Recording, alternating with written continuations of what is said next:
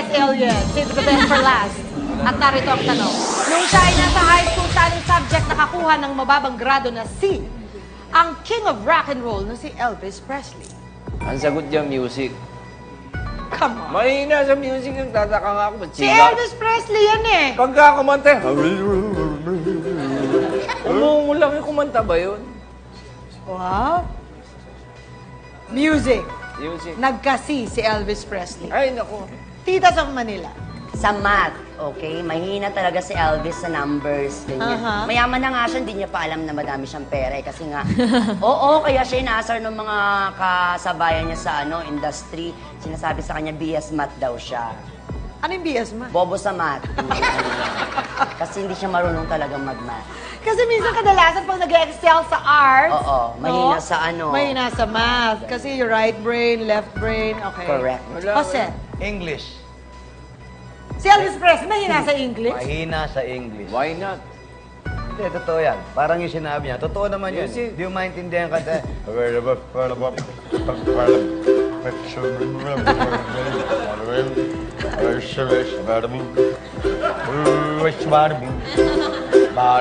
Ganun kumanta yan.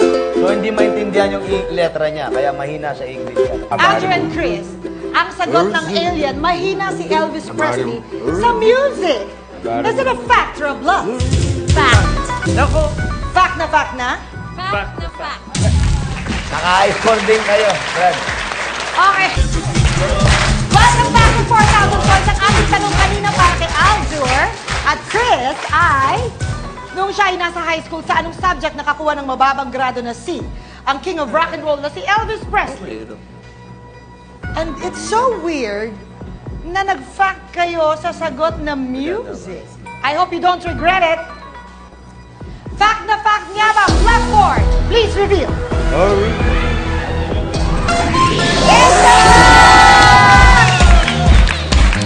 Galing!